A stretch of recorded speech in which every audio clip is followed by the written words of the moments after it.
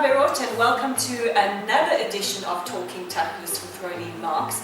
I'm here at the gorgeous offices of the Jewish Agency for Israel, and I have a very, very special guest to come and chat to you today.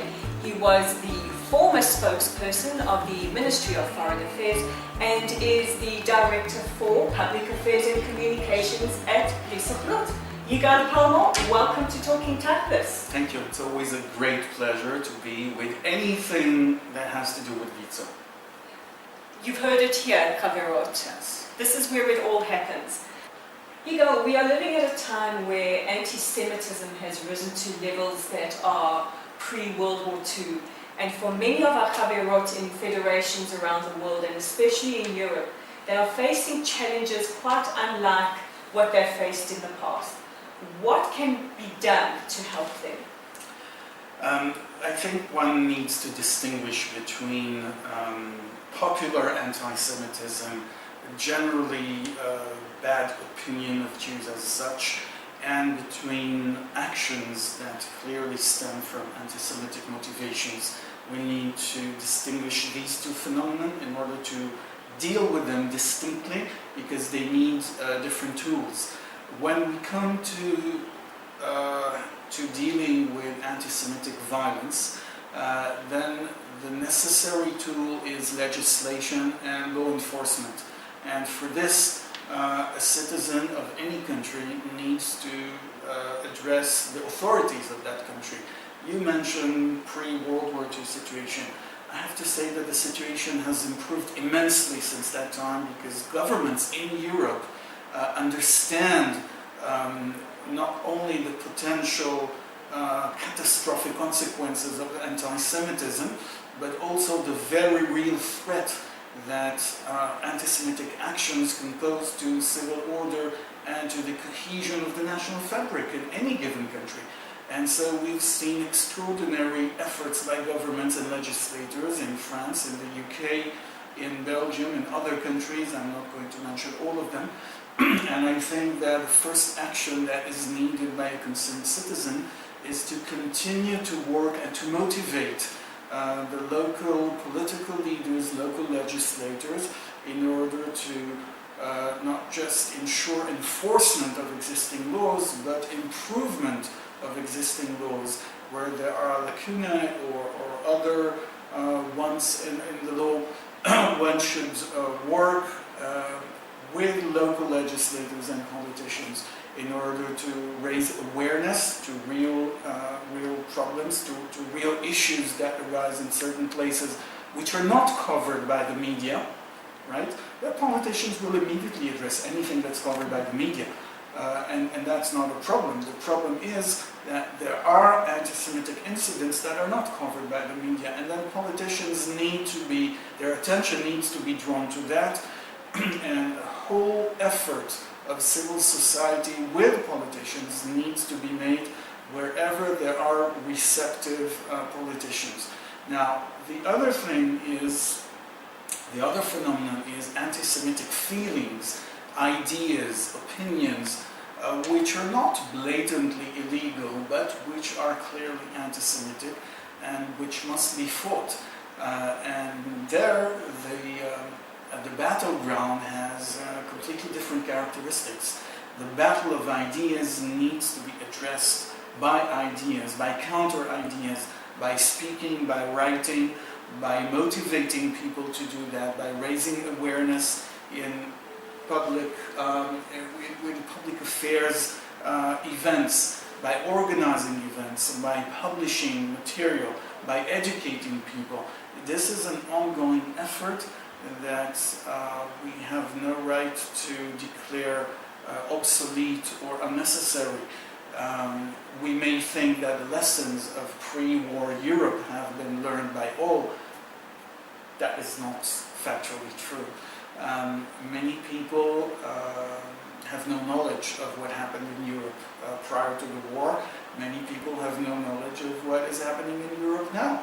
I don't think we need to condescend or to judge people who are ignorant of certain issues that we deem extremely important. What we need to do is to embrace these people and make them aware that there is a real problem with using certain terms, with promoting certain ideas, with forwarding certain mails with certain jokes, with promoting certain memes on Facebook, for example. There are things that are borderline funny, and I think we should tolerate humor, and we should tolerate criticism, we should tolerate free speech, but we need to make it very clear to people around us when the red line is crossed and where that red line is. This is a pedagogic and educational effort that needs to be carried out in permanence, and it needs organization, motivation, and, well, permanent efforts, of course. Now, you've worked extensively as a diplomat, and you're speaking about how we can use legislation and local politicians to best empower ourselves.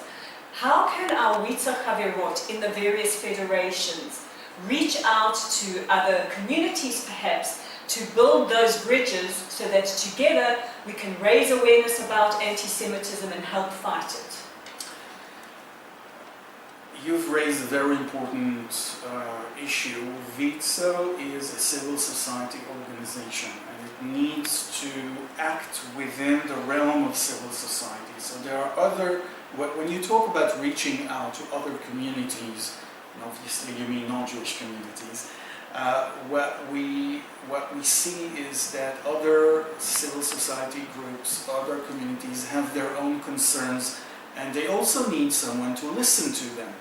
I think the best way to reach out to someone is first and foremost to listen to what is of concern to them, and seeing how you can work together to help them achieve their goals. This is the best way to make them listen to you and make them help you, want to help you to achieve your goals. So my suggestion would be look for other civil society groups with similar interests, not necessarily women's groups, but obviously that would be the first choice, women's rights groups, but others as well, and see what you share in terms of civic concern for your country, for your city, for your community, and then share concerns with these groups, and let them share theirs with you, and try to work together on many issues. No, do not focus on one single issue. Don't be a single-track organization.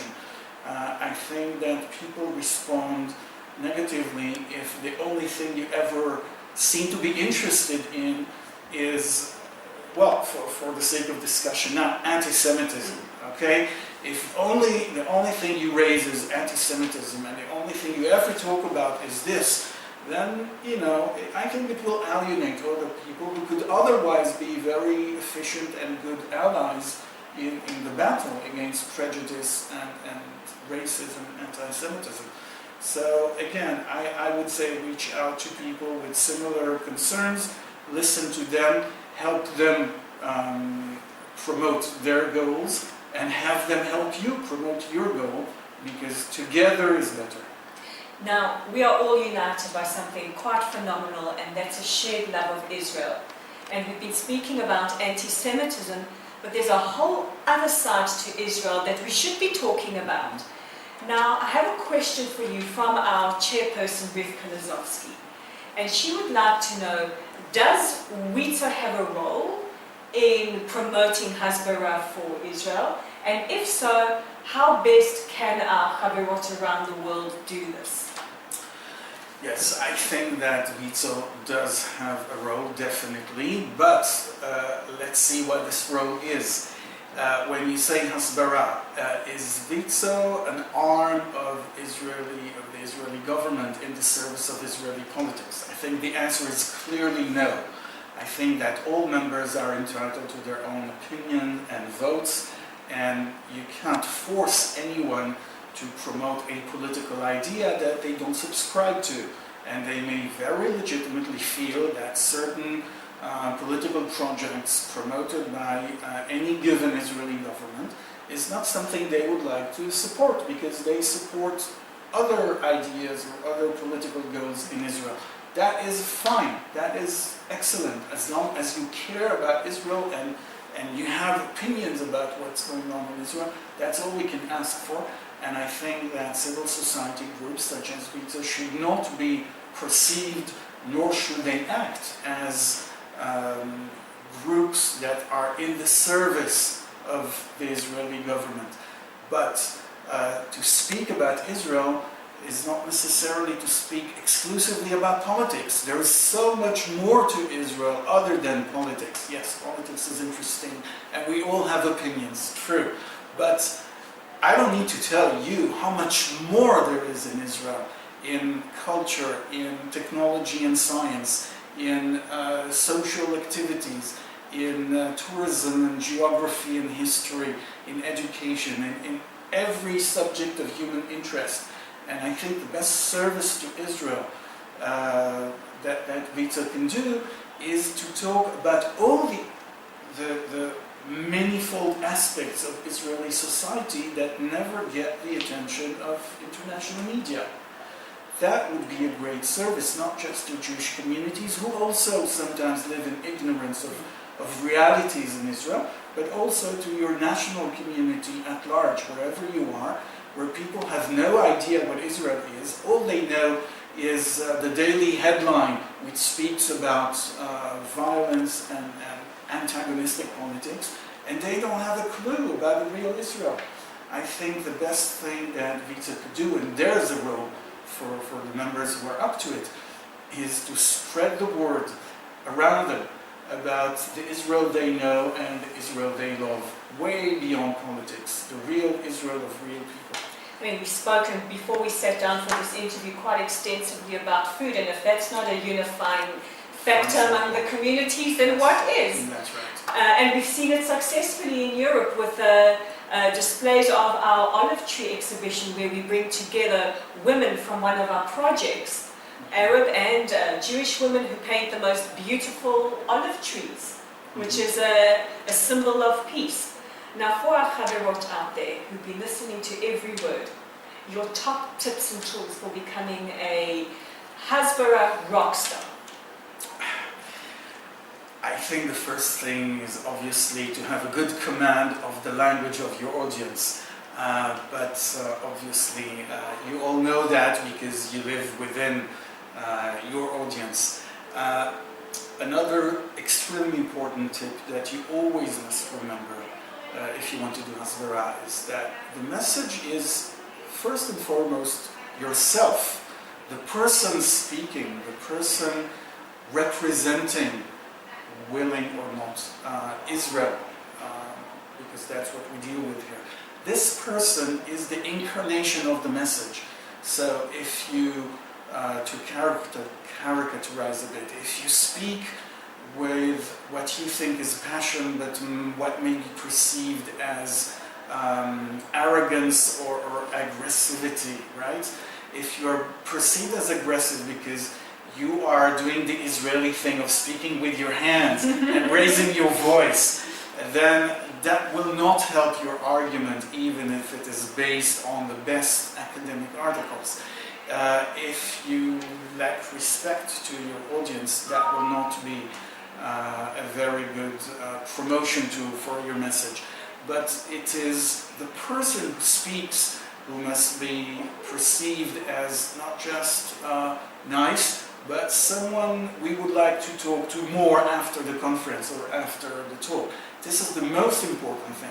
It's in the way you move, in the way you dress, in the way you comb your hair.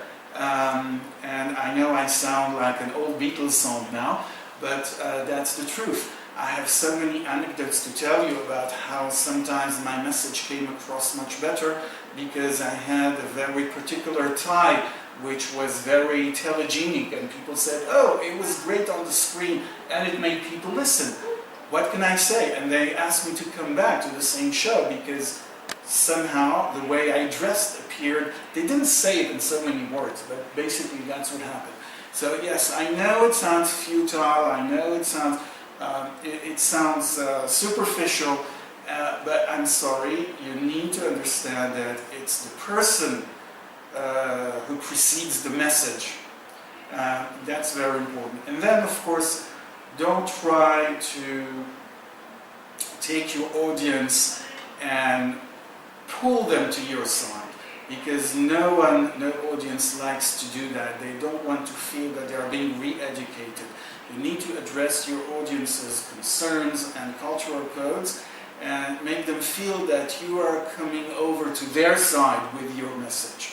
You are speaking about something that is of concern to them. You are speaking about what worries them and about what they like, and you speak their language. In more simplistic words, when you speak to a conservative audience, speak about conservative values. When you speak to a liberal audience, speak about liberal values. So a conservative audience, to generalize, will be more concerned with law and order, with family values, for example, with tradition. And a more liberal audience will be more concerned with pluralism, with minority rights, with women's rights, and so on. And there is a lot of each, a lot of all in Israel that you can talk to. So you can connect to them. Don't try to connect them to you. Try to connect yourself to them. And that is how you make yourself heard and listened by an audience. Yigal Palmor, Director of Public Affairs and Communication for the Jewish Agency for Israel. It has been an absolute pleasure to talk to you this morning.